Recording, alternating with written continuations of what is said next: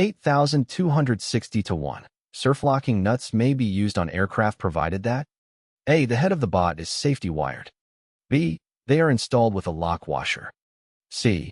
The bot or nut is not subject to rotation.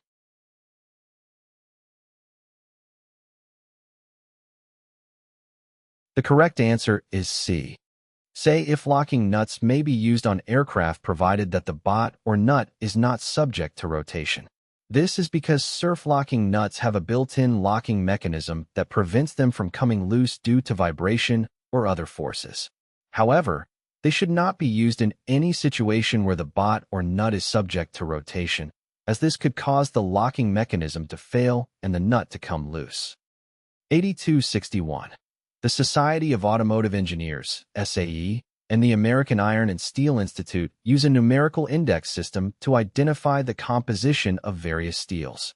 In the number 4130, designating chromium-molybdenum steel, the first digit indicates the A. Percentage of the basic element in the alloy. B. Percentage of carbon in the alloy in hundredths of a percent. C. Basic alloying element.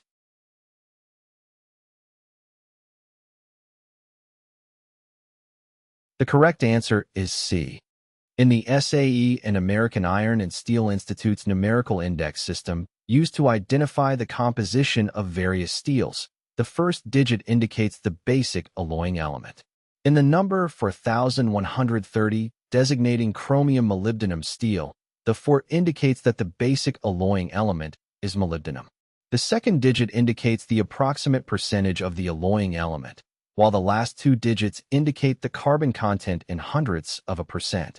So, in the number 4130, the 1 indicates that the approximate percentage of chromium is 1%.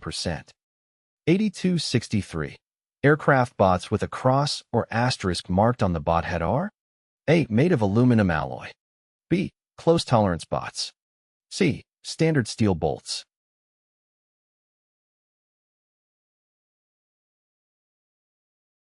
The correct answer is C. The head of a bot can be identified as a standard and bot manufactured of nickel alloy steel by a cross or an asterisk. 8264. Which statement regarding aircraft bots is correct? A. When tightening castellated nuts on drilled bolts, if the cotter pinholes do not line up, it is permissible to over-tighten the nut to permit alignment of the next slot with the cotter pinhole. B. In general, bolt grip lengths should equal the material thickness. C.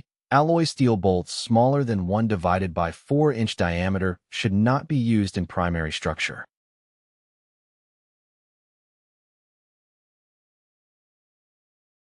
The correct answer is B. In general, bot grip lengths should equal the material thickness.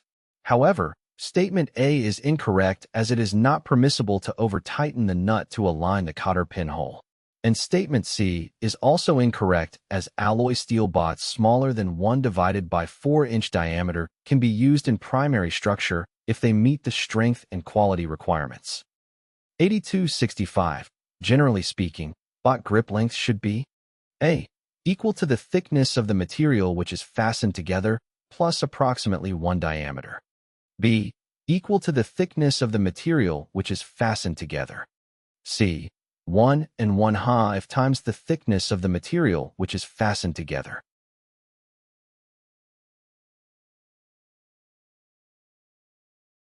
The correct answer is B.